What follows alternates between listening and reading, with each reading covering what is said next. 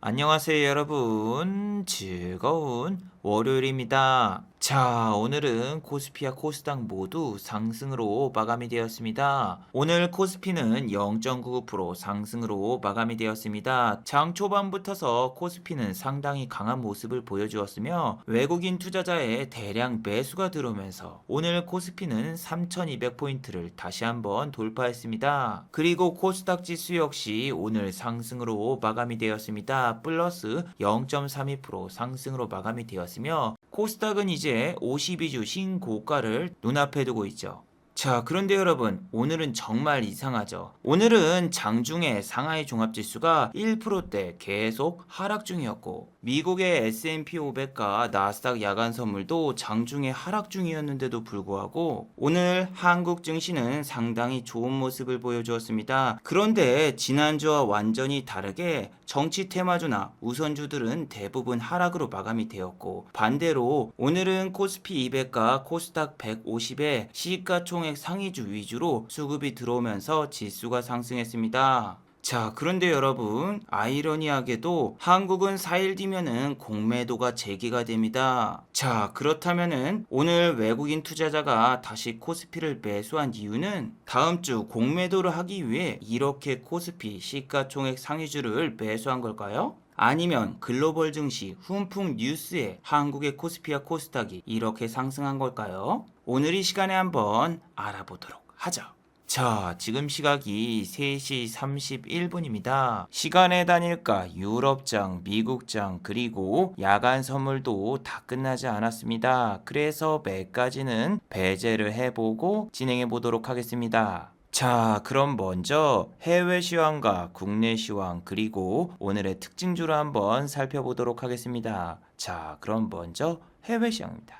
자, 오늘은 월요일이라서 아직 다우와 나스닥 그리고 유럽 증시가 개장하지 않았습니다. 그래서 아시아 증시를 먼저 살펴보시면은 아시아 증시 같은 경우에는 아직 장 마감이 끝나지 않았지만 아시아 증시 대부분은 혼조세를 보이며 상당히 안 좋은 모습을 보였습니다. 특히 상하이 종합지수와 홍콩 항생지수 같은 경우에는 화롱 사태와 미중 무역 갈등 문제로 상당히 안 좋은 모습을 보였는데 여기서 화롱 사태란 중국의 최대 부실 자산 관리 회사가 바로 화롱자산운용인데 이 화롱자산운용에서 이번에 실적 발표를 연기를 했습니다. 왜냐하면은 불특정한 거래에 관련해서 최종 마무리가 아직 되지 않았다. 그래서 지난번에도 실적 발표를 연기했는데 이번에 또 한 번 실적 발표를 연기하게 됨으로써 상하이 종합지수는 오늘 하락으로 마감이 되었습니다. 그리고 또 오늘 미중 무역 갈등 소식이 있었는데 중국의 왕이 씨 다들 기억하고 계시죠? 바로 이분 중국의 외교부 장관이죠. 이분이 23일 밤에 미국과 외교협상 화상 회의가 있었는데 여기서 미국과 중국의 다툼이 민주주의와 권위주의의 대결이다. 이런 논조가 있어서 왕이 씨는 민주는 미국이 원료를 만들고 전 세계가 한 가지 맛을 보는 코카콜라가 아니다라고 지적을 했고 미국은 더 이상 타국의 내정 간섭을 하지 말고 인위적인 분열을 조장하지 말라. 이렇게 경고의 메시지를 날리면서 오늘 상하이 종합지수와 홍콩 항생지수 모두 하락으로 마감이 되었습니다. 특히 한국 증시에서도 히토류 관련주가 상승을 했습니다. 해인이라는 종목은 최근에 편입된 히토류 관련주인데 장 초반부터 보시면 이렇게 플러스 4.13% 상승을 했었고 종가도 플러스 6.46% 상승으로 마감이 되었습니다. 그리고 해린 같은 경우에는 수급도 외국인과 기관의 양매수가 들어왔어요. 그런데 말이죠. 원조 맛집 아니 원조 히토류 관련주인 유니온과 유니온 머티리얼즈 같은 경우에는 오늘 상당히 안 좋은 모습을 보였습니다. 유니온 같은 경우에는 시초가부터서 마이너스 0.43%로 마감이 되었고 장중에 플러스 1.63%밖에 상승하지 못했어요. 유니온의 동창이죠. 유니온 머티리얼즈 같은 경우에는 플러스 0.47%밖에 오르지 않았고 장중에도 플러스 1.66%밖에 상승하지 않았습니다. 특히 장중에 보시면은 마이너스로 전환됐다가 이렇게 올라왔기 때문에 오늘 히토류 관련주는 해인 빼고 상승한 종목이 없다고 봐도 무방합니다. 해인 같은 경우에는 지금 시간의 단일가에서도 이렇게 상승이 나오고 있는데 이건 조심해야 되는 게 수급을 보시면은 투신이 매수했죠. 투신이 매수한 종목들은 아침부터서 갭을 띄워놓고 시초가부터 던질 가능성이 높으니 주의하셔야 돼요. 자, 그리고 어제 이 영상에서도 여러분들께 말씀을 드렸지만 러시아 백신 관련주는 오늘 무조건 급락이 나오니 꼭 대응하셔야 된다고 말씀을 드렸죠. 자, 어제는 정부에서 긴급 기자회견을 갖고 화이자의 백신을 2천만 분을 더 확보했다라는 뉴스를 내보냈습니다. 자, 그래서 러시아 백신 관련주가 전부 하한가를 갔습니다. 오늘 같은 날은 진짜 재료가 소멸이 된 거기 때문에 무조건 빨리 대응해야 된다. 어제 영상에서도 말씀드렸지만 아니 이재명 씨가 나와서 러시아 백신을 도입해야 된다 이런 식으로 발언을 해도 도지사가 여러분 무슨 권한이 있다고 질병관리본부를 무시하고 러시아 백신을 본인들이 들여오고 또 정부가 백신을 대량으로 들여온다라는 이런 찌라시도 어떻게 중국산이랑 러시아산을 생각할 수 있냐고. 그리고 대통령이 플랜 B로 러시아 백신 도입도 진행을 해봐라 이렇게 발언을 했다고 해도 여러분 상식적으로 생각을 하라고. 지금 우리나라에 들어온 거의 유일한 백신 아스트라제네카도 혈전 문제로 난리 법석인데 만약에 러시아 백신을 한국에 공급해서 부작용이 생기면은 그 책임은 과연 누가 질 것인가. 거기다 방금 나온 뉴스죠. 문 대통령이 화상통화로 노바백스 CEO하고 이야기를 했고 노바백스 CEO가 한국에 방문을 한다. 자, 저 뉴스를 다르게 해석하면은 절대로 러시아 백신이 한국에 들어올 확률이 없다라는 이야기와 똑같은 내용이죠. 그리고 지금 여러분 이트론 같은 경우는 시간의 단일가에서 하한가가 풀렸는데 이건 지금이라도 팔아야 돼요. 내일 올라봤자 아무 의미가 없어요. 내일 또 빠지면은 탈출할 수 있는 방법이 없어요. 지금 이씨 삼형제, 이화전기, 이트론 그리고 이런 종목들 같은 경우에는 동전주고 또 실적 역시 개판이기 때문에 이번 1분기 실적도 상당히 안 좋게 나올 가능성이 높죠. 이런 주식은 여러분들이 물려서 장투해봤자 상패당합니다. 물론 저 종목들은 코스닥 150 종목에 포함이 안 되는 종목이기 때문에 다음 주부터서 개시되는 공매도와는 연관이 없습니다. 그리고 얘네들은 지난번에 한번 해먹었던 테마 갖다가 또 다시 올린 거기 때문에 위에 매물대 시체가 너무 많습니다. 다시 이 매물대를 뚫고 올라가려면 진짜 러시아 백신이 한국에 들어와야 되는데 그럴 가능성은 매우 희박합니다. 자, 그리고 오늘 발표된 한국의 확진자 수를 보시면은 몇 명이 나왔죠? 네, 500명이 나왔습니다. 지난주까지만 해도 확진자 수가 785명까지 올라왔었는데 오늘은 500명이에요. 물론 이건 주말이라서 그렇습니다. 검사자 수가 반토막이죠. 주말에는 원래 검사자 수가 적기 때문에 확진자 수가 적게 나올 수밖에 없죠. 그래서 어제 영상에서도 말씀드렸지만 응압병실 관련주가 시간의 단일가에서 급등이 나왔다. 하지만 분명히 오늘 아침에는 상승으로 출발해도 오후장에 다시 다 빼버릴 거다. 수급도 보시면 외국인이 3일 동안 매집한 수량을 오늘 다 팔고 튀었죠. 그리고 우정바이오 같은 경우에도 보시면 오늘 플러스 2.63%로 마감이 되었는데 장 초반에 보시면은 13.68%로 시작했습니다. 시작하자마자 딱 5분도 안 돼서 바로 이렇게 쭉 빼버렸습니다. 3분봉으로 보시면은 장 시작한 지 3분 만에 바로 쭉 빠지면서 장중에 단 한 번에 반등도 나오지 않았어요. 수급 역시 아까랑 똑같아요. 외국인이 이틀 동안 매집한 수량을 하루 만에 다 던졌고 기간 같은 경우에는 고작 2,500주밖에 없었는데 그마저도 오늘 다 팔고 튀었습니다. 자, 그리고 어제 영상에서 또 말씀해드린 게 바로 윤석열 씨 지지율이 월요일과 화요일에 나올 수 있다. 월요일과 화요일에는 리얼미터에서 조사를 해서 발표를 하는데 오늘은 리얼미터에서 조사한 건 아니고 한국사회여론조사연구소에서 조사한 조사 결과입니다. 이재명 씨 같은 경우에는 24.1%가 나왔고 윤석열 씨는 31.2%가 나와서 1위를 차지했죠. 하지만 여러분 오늘 보시면은 시가총액 상위주 위주로 수급이 쏠린 걸 보실 수 있죠. 시가총액 1위부터서 19위 중에서 내린 종목이 딱 5개밖에 없어요. 나머지가 다 올랐죠.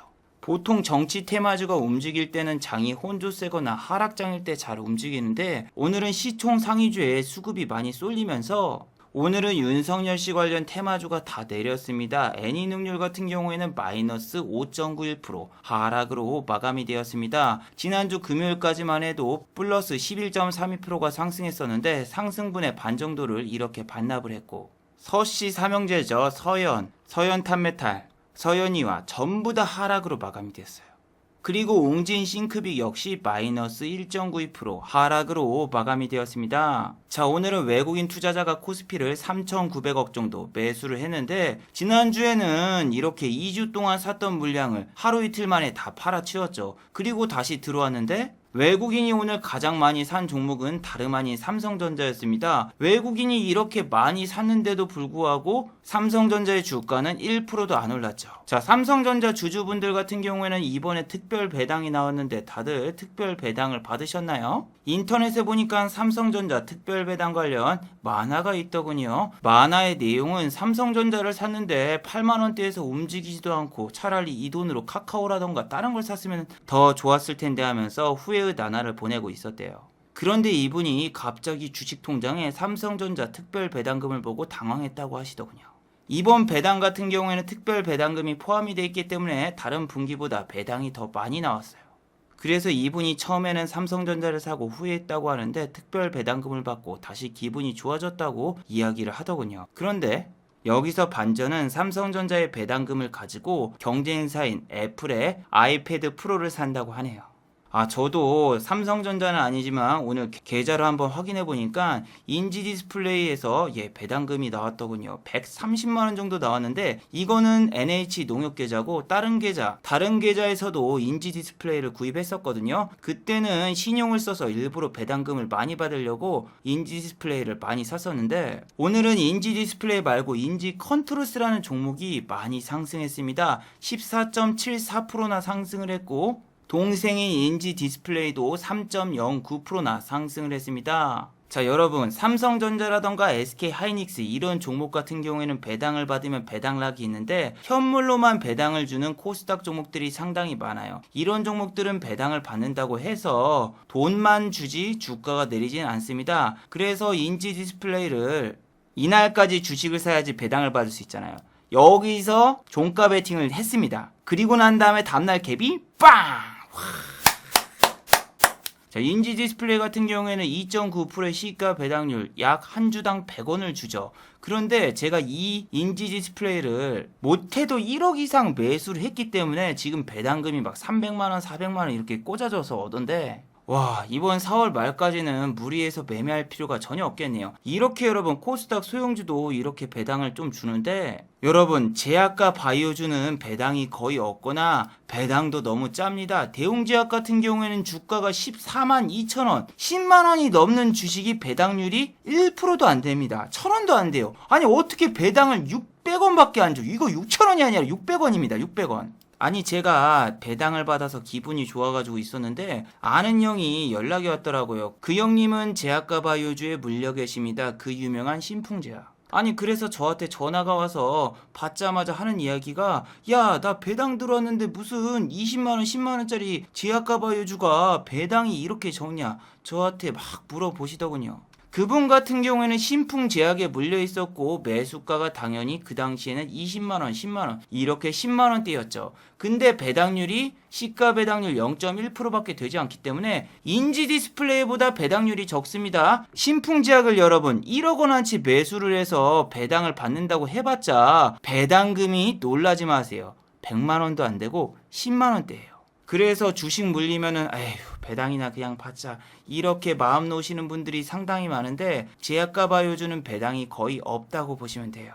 자, 그런데 시젠이라던가 셀트리온 같은 경우에는 주주 친화 정책이 상당히 잘 돼 있어서 배당이라던가 이런 건 상당히 많이 줘요. 근데 여러분 정말 이상하죠. 오늘 대형주들이 다 상승했는데 셀트리온 삼형제, 셀트리온 헬스케어, 셀트리온 제약, 셀트리온은 주가가 다 내렸습니다. 자, 셀트리온 같은 경우에는 오늘 악재 뉴스보다는 좋은 뉴스가 있었죠. 셀트리온의 코다리 식후 치료제 레키노나주가 임상 3상 환자 투약이 완료되었다라는 뉴스가 나왔어요. 과거에는 이렇게 임상 실험 대상자 모집 중 이런 기사만 나와도 급등을 하거나 심지어 상한가를 가던 종목이 많았는데 이번에는 전혀 달랐습니다. 기사 내용은 그다지 나쁜 이야기는 없었습니다. 셀트리온에서는 당초에 1172명을 임상 3상 대상자로 진행하려고 했는데 그보다 더 인원을 확보해서 1300명을 모집해서 실험할 예정이다. 이렇게 기사가 나왔습니다. 그래서 저런 기사를 보고 셀트리온 삼형제의 개인 투자자분들이 전부 다 올 매수를 했는데 여러분 셀트리온 같은 경우에는 공매도가 금지되기 전에는 코스피 코스닥 상위 종목 중에서 가장 공매도가 많았던 종목 중 하나예요. 셀트리온이 코스피에서 공매도 잔량 1위고 코스닥 같은 경우에는 HLB가 공매도 잔량 1위예요. 자, 그런데 HLB 자회사 HLB 파워가 오늘 상한가를 가면서 HLB 역시 플러스 5.55% 상승으로 마무리가 되었습니다. HLB 파워가 저렇게 상한가를 간 이유는 또 찌라시 때문이죠. HLB 제약이 베트남의 나노젠과 코다리19 바이러스 백신 개발을 나설 것이다. 이런 찌라시 때문에 상승을 했죠. 자, 내용을 자세히 살펴보시면은 베트남에서 유일하게 코다리19 임상 백신을 진행할 수 있는 나노젠이 HLB와 협업을 해서 코다리19 바이러스 백신을 개발할 수 있다. 이러한 이야기예요. 저는 여러분 HLB에 대한 영상을 정말 많이 제작해서 보여드렸고 수십 번 강조해서 말씀드리지만 HLB 같은 경우에는 주식 담보계약 대출이 3건이나 있습니다. 그 중에서 2건이 남아있는데 이걸 연장하기 위해서라도 찌라시를 띄우고 주가를 부응할 수 있는 여러가지 뉴스를 띄울 것이다. 매번 말씀드리죠. 지난번에도 주식담보계약 대출이 연장을 해야 되기 때문에 무상증자를 감행했고 여러가지 찌라시 뉴스를 띄우면서 이렇게 주가가 올랐었어요. 하지만 주식담보계약 대출이 연장이 되자마자 귀신같이 주가는 다시 꼬그라졌죠. 거기다 다음 달에는 공매도까지 재개가 되기 때문에 HLB가 주가가 상승한다고 해도 여러분들이 따라 들어갈 경우에는 어떻게 된다? 큰 손실을 볼 수가 있어요. 자, 오늘은 진단키트 관련주 수젠텍이 상한가를 갔었는데 수젠텍 같은 경우에는 오늘 뉴스 때문에 상한가를 갔습니다. 수젠텍 현장 진단용 코다리19 항체 진단키트가 미국 FDA 승인을 받았다는 뉴스가 나왔어요. 자, 세계에서 5번째로 미국에서 항체 진단용 진단키트가 승인을 받았다. 이런 뉴스가 나왔고 수젠텍뿐만이 아니라 랩지노믹스, 휴마시스, 시젠 등 진단키트 관련주가 오늘 전부 다 상승을 했습니다. 하지만 저는 누누이 말씀드리지만 지금 진단키트 관련주, 특히 시젠 같은 경우에는 공매도의 표적이 되기가 너무나 쉬운 종목이고 시젠이 내린다? 그러면은 1+1으로 수젠텍, 휴마시스, 거기다 랩지노믹스 다른 종목도 다 같이 내릴 수가 있어요.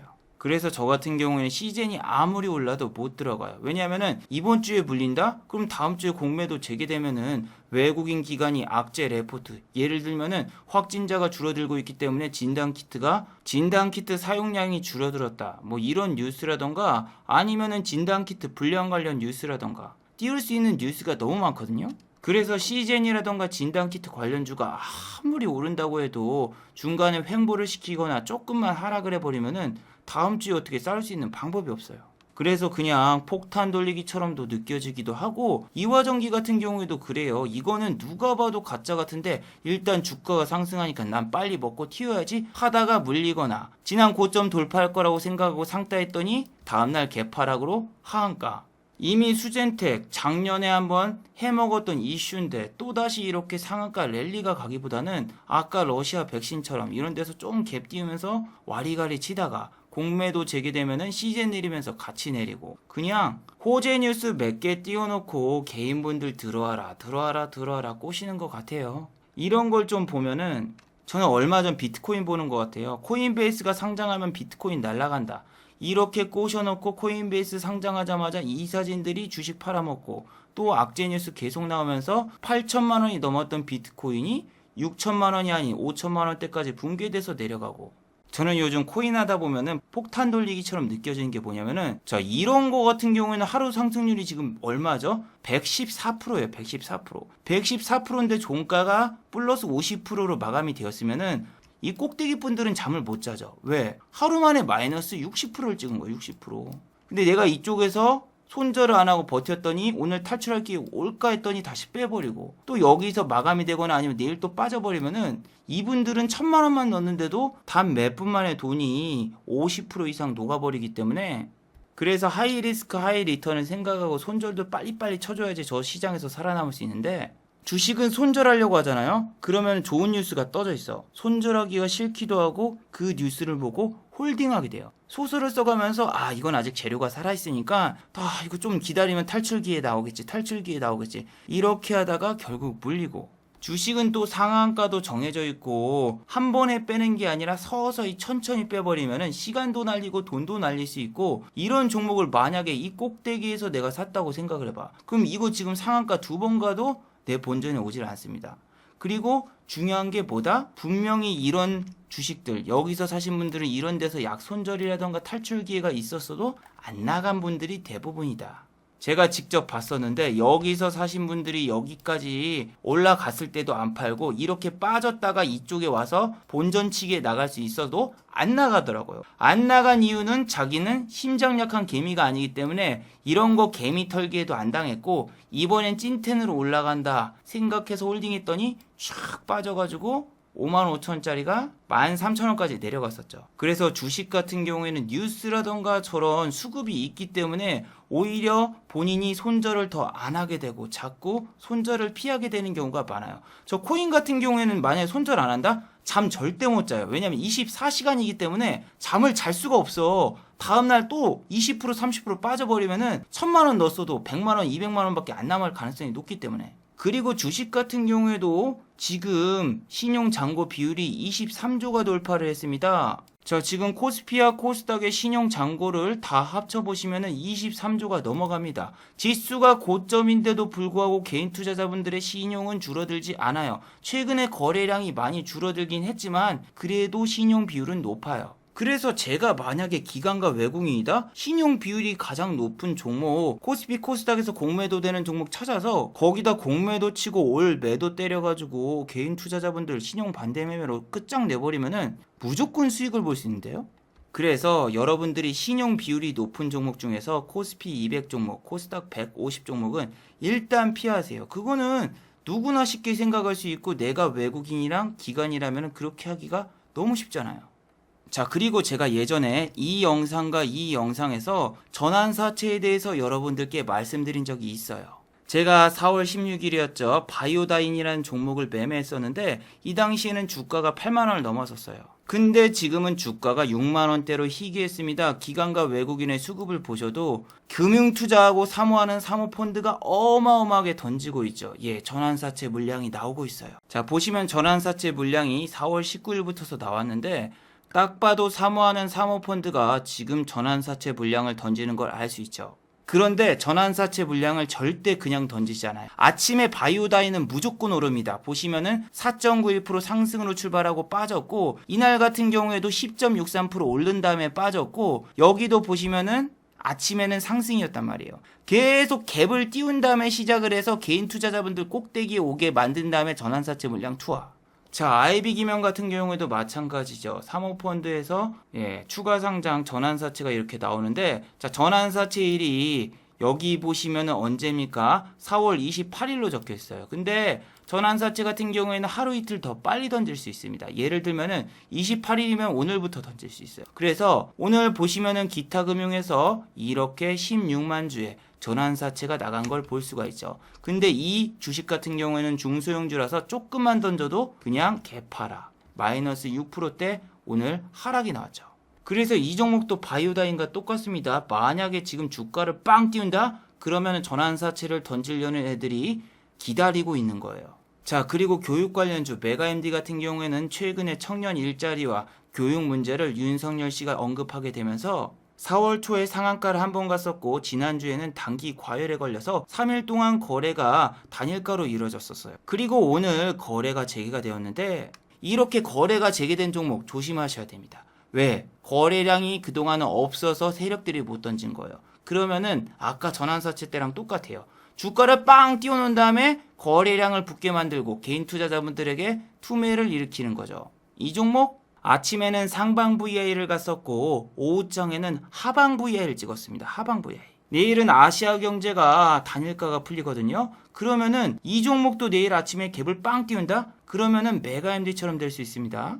자, 그리고 월요일 같은 경우에도 지금 보시면 확진자가 어제보다 더 줄고 있죠. 어제도 적었는데 오늘도 적다. 물론 이거는 어제 결과가 오늘 나오는 거기 때문에 주말 데이터가 집계되고 있는 거기 때문에 당연히 확진자가 적을 수밖에 없어요. 그래서 확진자 감소로 인해서 알서포트가 오늘 만원대가 드디어 깨졌거든요. 알서포트 제발 만원대만 깨져라 기다리고 있었는데 오늘은 잡을 때가 아닙니다. 오늘은 외국인 투자자가 이렇게 프로그램으로 매수가 들어왔는데 얘네도 똑같은 거예요. 얘네가 사고 싶어서 산 게 아니라 만원대가 깨지면은 자동으로 매수하게 해놔라. 프로그램을 맞춰놓은 거죠. 그래서 저 같은 경우에는 들어갈까 하다가 이거 확진자가 늘어나지 않는 이상 개인들의 심리를 자극할 수가 없고 또 만원대가 깨질 때는 확진자가 800명대, 900명대 돼야지 갭이 뜨는데 지금은 확진자 수가 감소되고 있는 상황이라서 알서포트를 매수할 때가 아닙니다.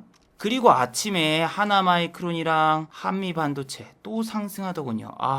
자, 하나마이크론 같은 경우에는 기관의 공격적인 매수가 들어오면서 오늘 16,200원으로 마무리가 되었고 플러스 6.23%의 상승이 나왔죠. 와, 여기서 갭을 띄우고 그냥 바로 올라가 버렸어요. 16,200원까지. 아니, 원래 하나마이크론이 저렇게 갭 뜨고 올라가는 종목이 아니거든요. 테스처럼 이렇게 한번 딱 상승한다 그럼 그 다음날 바로 밑으로 빠지면서 잡을 자리를 줬다가 그 다음날 올라가는 저런 시스템으로 된 애인데 웬일로 갑자기 하나마이크론이 갭이 뜨더니 그냥 위로 쭉 올라가고 갑자기 사춘기가 왔나? 와, 요렇게 빠지면 잡는다. 이 이론으로 여기까지 내려오면 잡는다. 그리고 16,000원 전에 판다. 이렇게 생각을 했는데 와, 잡을 자리 안 줬어요. 그리고 한미반도체 역시 아침부터 그냥 쑥 쏘더니 종가까지 고가로 마무리가 되었습니다. 오늘은 6.43%, 하나마이크론과 똑같이 6%대 상승으로 마무리가 되었고 38,050원으로 마무리가 됐어요. 반대로 차량용 반도체 관련주 SF의 반도체나 이런 종목 같은 경우에 느립니다. 무슨 이야기냐면 아침에 잠깐 쏘는 척하고 빼고 여기서도 아침에 잠깐 쏘는 척하고 빼고 항상 외국인과 기관이 장난을 치고 튑니다. 오늘 보시면 외국인은 순매수가 되어 있지만 사모하는 사모펀드와 투신이 매도를 했고 금융투자 역시 매도하면서 주가는 하락으로 마무리가 됐죠. 오히려 차량용 반도체 관련주 중에서 현우산업이라는 종목이 오늘 3.60% 아침부터 상승을 했고 종가는 플러스 2.80%로 마감되었는데 자, 동시호가 때도 이렇게 호가가 받쳐주는 게 없다. 매우 안 좋다는 얘기죠. 체결 강도도 100도 안 되고 던지기도 매우 힘듭니다. 요게 매수 창고를 보시면은 UBS라고 단타 전문 기관이 이렇게 왔는데 얘네가 샀다 그러면은 다음날 파는 경우가 되게 많아요. 메릴린치랑 비슷해요. 그래서 반도체는 아까 말씀드린 테스, 한미반도체 그리고 하나마이크론 이쪽만 보시는 게 좋아요. 옛날에는 하나마이크론이 아니라 하나머티리얼즈도 상당히 잘 갔었는데 지금 보시면은 얘도 신고가를 가고 있죠. 근데 얘는 호가가 너무 얇고 거래량이 너무 적어요. 4만원짜리가 밑에 막 10주씩 있고 100주씩 있고 그러면은 1억 던지면 하방부에 걸려요. 자, 그리고 오늘 화이자 관련주가 전부 상한가를 갔죠. 우리바이오, 아까 우정바이오랑 다릅니다. 우리바이오 같은 경우에는 개인이 순매수를 하면서 이 종목이 상한가를 갔고 시간의 단일가에서도 상이 안 풀렸습니다. 그리고 KPS 생명과학도 상한가를 갔고 제일약품은 상한가를 가지 못했어요. 아니 지금 뭐 화이자 관련주 같은 경우에는 화이자 뉴스가 뜬다고 해도 가봤자 얼마나 가겠습니까? 이 위에 물려있는 수많은 영혼들이 있기 때문에 상한가를 간다고 해서 그 다음날 갭이 막 뜨는 게 아니라 크루셜텍처럼 상한가를 가자마자 그 다음날 바로 개파락으로 빠지는 시나리오도 머릿속에 꼭 염두에 두셔야 돼요. 지난번 KUF 관련주도 상한가 찍고 난 다음에 바로 다 빼버리고 올리는 척하면서 아직도 횡보하고 있는데 아니 KUF 관련주 플리토만 또 오늘 상한가를 갔더군요. 도대체 무슨 이유 때문에 상한가를 갔을까? 아까 보여드린 키다리 스튜디오라던가 미스터블루 이런 종목은 크게 상승이 안 나왔는데 왜 플리토만 저렇게 상한가를 갔지? 제가 찾아보니까 마이크로소프트하고 집단지성 AI 번역 시스템에 도전을 한다. 이런 뉴스가 뜨면서 오늘 상한가를 갔더군요. 그래서 플리토 자체적인 이슈이기 때문에 다른 KUF 관련주와는 전혀 상관이 없어서 얘만 오늘 상한가로 마무리가 되었어요. 자, 그리고 오늘 정유사들이 급등이 나왔습니다.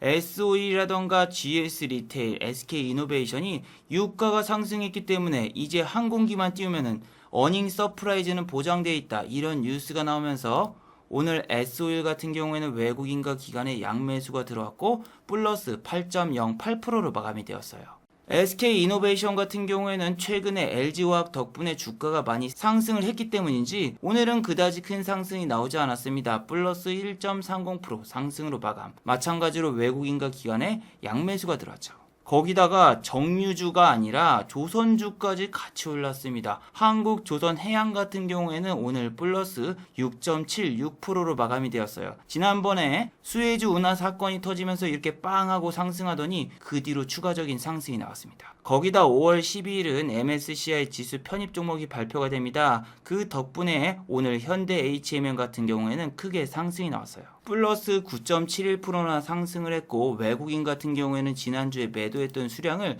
고스란히 다시 매수했습니다.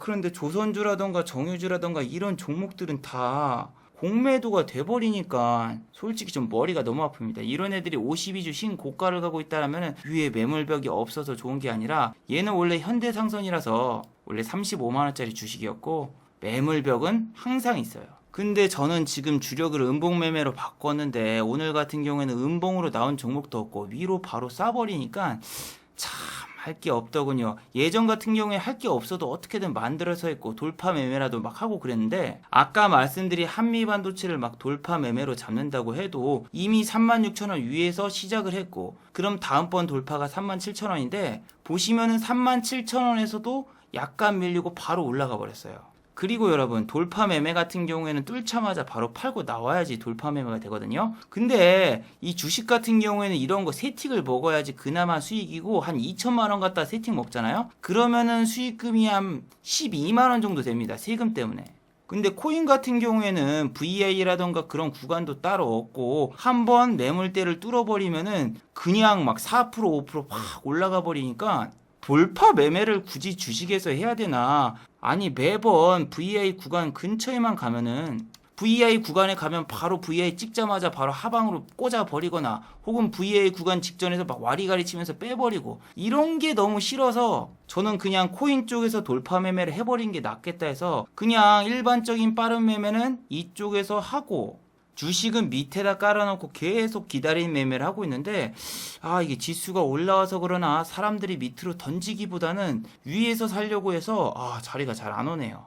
아니 지금 미국 증시를 보시면은 S&P 500과 나스닥 야간 선물이 지금 하락 중이잖아요. 이번 주에 FOMC 회의가 있기 때문에 혼조세를 보일 수도 있는데 한국 증시가 지금 중화권 증시라던가 미국 증시를 무시하고 올라가 버리면은 또 그냥 개인 투자자분들 주식시장으로 와라 이렇게 꼬시는 것처럼밖에 솔직히 생각이 안 들거든요. 오늘 같은 경우에는 개인 투자자분들이 많이 팔았습니다. 그도 그럴 것이 코인 시장이 다시 한번 불 붙고 있기 때문에 오늘은 코인 시장 쪽으로 사람들의 돈이 많이 들어왔더군요. 물론 코인 같은 경우에도 잠깐 기술적 반등이기 때문에 아직까지 시세가 다시 한번 꺾여서 올라갈 거라고 보이지도 않아요. 근데 저쪽 시장이 또 죽으면은 개인 투자자분들 거짓말 안 치고 이쪽으로 또 다시 넘어올 겁니다.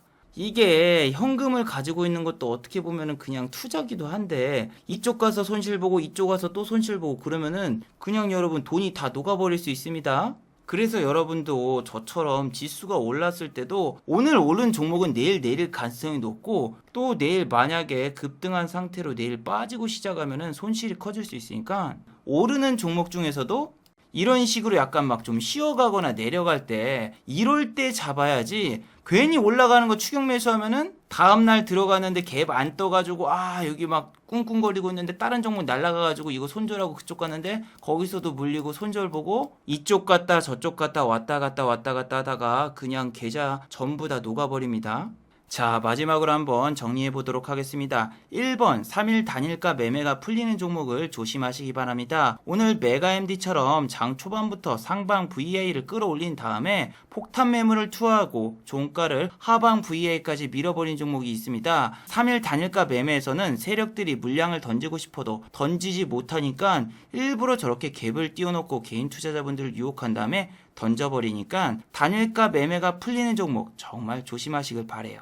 자, 두 번째, 뉴스와 재료 때문에 손절을 늦추지 마세요. 손절을 하려고 했는데 네이버 종목 토론방에 올라온 글을 보고 아직 재료가 살아있구나, 아직 뉴스가 남아있는 걸 생각하고 손절을 절대 늦추지 마시길 바랍니다. 그렇게 해서 만약에 손실을 보게 된다면은 시간도 날리고 돈도 같이 날릴 수 있어요. 그리고 그런 종목을 손절을 늦추다 보면은 계좌가 그냥 녹아버려서 한두 종목에 그냥 시즌 아웃이 될 수 있으니까 꼭 주의하시기 바랍니다. 자, 유튜브 광고도 끝까지 시청해 주시면은 정말로 고맙겠고 좋아요와 구독하기도 많이 눌러주시면은 정말로 고맙겠습니다. 그리고 또 어제 생방송 전에 저를 후원해 주신 정말 고마운 분들이 계셨네요. 네, 제 유튜브 영상 밑에 있는 투네이션 후원하기 버튼을 눌러주시면은 저를 후원해 주실 수 있는데 SWKS님 5,000원 후원 정말 감사드립니다. 제가 영상에서 한미반도체를 코스닥 종목이라고 얘기했는데 코스피 종목입니다. 정말 죄송합니다. 자, 다들 수고하셨고 즐거운 평일 되시기 바랍니다. 다들 수고하셨습니다.